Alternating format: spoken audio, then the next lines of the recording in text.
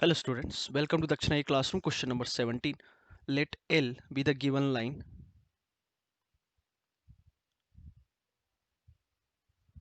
R vector is equal to, ये जो है matrices के फॉर्म में लिखा है, it is nothing but 2i cap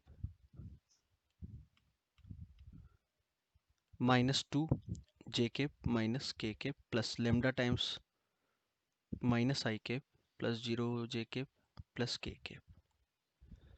okay, point P दे रखा है 2 माइनस वन कॉमा 1 और E जो है उस प्लेन में E प्लेन में पॉइंट से ABC A 0,1,1 या ऐसे बोलो ए है ए बी और सी, तीन पॉइंट्स है। ठीक है, ए पॉइंट है आपका 0,1,1, बी पॉइंट है 1,2,2 और सी पॉइंट है 1,0,1। ठीक है, अब one by one. A part में क्या बोला गया है, distance between the point P and the line L. ठीक है, ये लाइन एल है और पॉइंट पी से डिस्टेंस निकालनी है, तो इस लाइन पर कोई भी हम एक पॉइंट ले सकते हैं 2 माइनस लेमडा, इसको बोल दिया एम पॉइंट, तो 2 minus lambda comma -2 comma -1 plus lambda. ठीक है, अब पी एम वेक्टर जो आ गया, पी एम वेक्टर आपका हो जाएगा एम का पोजिशन वेक्टर माइनस पी का position vector, 2 minus lambda -2 minus lambda comma -2 minus -1 तो -1 -1 प्लस लेमडा -1 तो लेमडा -2। ठीक है, अब पी एम वेक्टर जो है वो एल वेक्टर के परपेंडिकुलर है, तो एल वेक्टर की जो डायरेक्शन है, एल वेक्टर की डायरेक्शन क्या है -1,0,1, तो इन दोनों का डॉट कितना होगा 0, तो minus lambda -1 lambda -2 dot -1,0,1 should be 0। तो यहाँ से आ गया lambda 0 plus lambda -2, so this implies lambda is equal to 1। तो लेमडा यदि 1 हो गया तो पी एम वेक्टर जो है आपका कितना आ गया -1 और ये -1। ठीक है, तो पी एम वेक्टर का मॉड यही आपकी परपेंडिकुलर डिस्टेंस होगी पी से लाइन की, तो वो हो गया आपका √3। ठीक है, ये आपका ए पार्ट हो गया। बी पार्ट में बोला equation of the plane E, equation of the plane E. ठीक है, सो ई प्लेन में तीनों पॉइंट आ रहे हैं ए बी ए सी तो उस प्लेन ई में हमें दो वेक्टर पता है, ए बी वेक्टर और ए सी वेक्टर, तो उन दोनों का क्रॉस ले लेंगे तो उस प्लेन का नॉर्मल वेक्टर आ जाएगा। तो A B cross A C, A B हो जाएगा आपका, ए बी वेक्टर हो जाएगा 1 minus 0 1, 2 minus 1 1, 2 minus 1 1 cross A C 1 minus 0 1, 0 minus 1 -1 और 1 माइनस 1 0। ये हो गया ए बी क्रॉस ए सी, तो इसको निकाल लेते हैं, तो हो जाएगा आई केप जे केप के केप 1 1 1 1 माइनस 1 0। तो एन वेक्टर आ गया आपका, आई केप के साथ क्या आ जाएगा 1 माइनस जे केप के साथ आ जाएगा -1 प्लस के केप के साथ आ जाएगा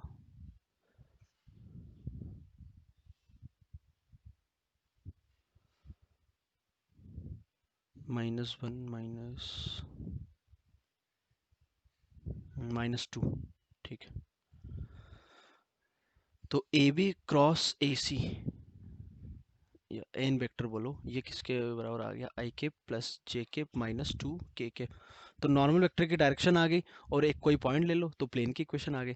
तो 1 x माइनस ये पॉइंट ले लिया सी पॉइंट, उससे भी तो पास हो रहा है, plus B 1 y minus y1 plus C कितना है -2 z-z1 that is 1 is equal to 0। तो यहाँ से इक्वेशन आ गई x प्लस वाई -2z -1 और -1 plus 2 plus 1 is equal to 0। ठीक है, ठीक है, अब आता है सी पार्ट। ए और बी हो गया, अब C, equation of the plane F containing the line L and the point P. ठीक है। ओके, हमें प्लेन चाहिए जिसमें लाइन एल आ रही है और पॉइंट पी भी आ रहा है। तो लाइन एल और पॉइंट पी, ठीक है। तो बहुत ही सिंपल क्वेश्चन है। इस लाइन पर एक पॉइंट हमें पता है, उसको बोल दिया हमने क्यू पॉइंट। तो वो है 2 कॉमा माइनस 2 कॉमा माइनस 1, और पी पॉइंट है 2 कॉमा माइनस 1 कॉमा 1, ठीक है।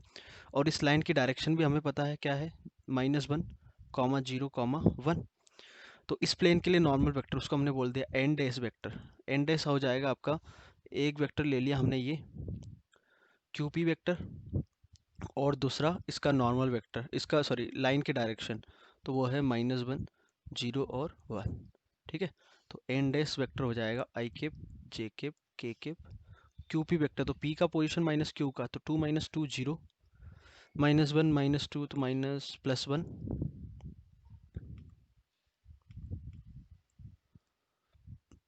और 1 माइनस 1 तो ये हो जाएगा 2, और ये है माइनस 1 0 1।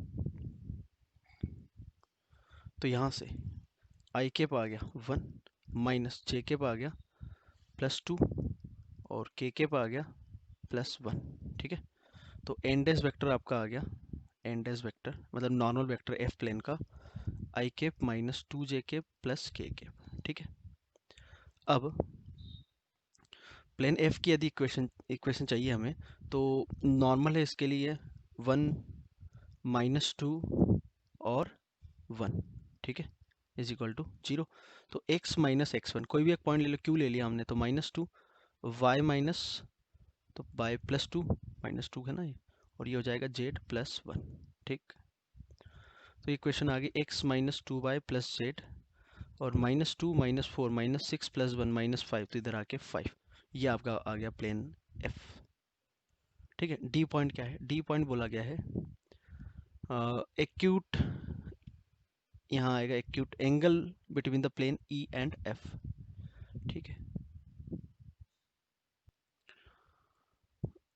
एक्यूट एंगल चाहिए ना, तो कॉस थीटा होता है, दोनों का मॉड ले लिया, क्योंकि एक्यूट एंगल चाहिए, n one dot n two upon में उनका मॉडुलस, ठीक है।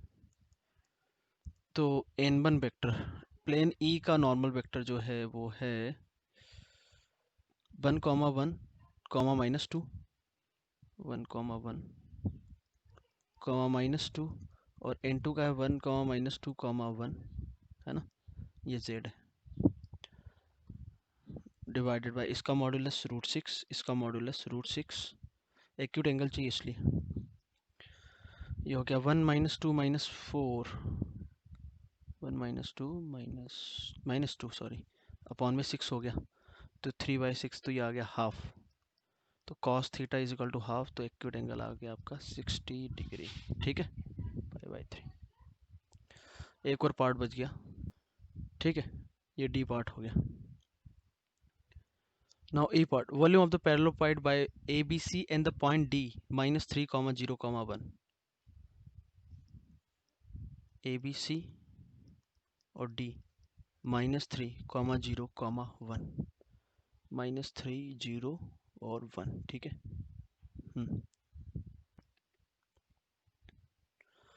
तो ये पॉइंट ए बी सी थे, है ना। तो इस tetrahedron sorry parallelepiped, volume of parallelepiped by A B and the point D, ठीक ठीक। So volume of पैरेललोपाइड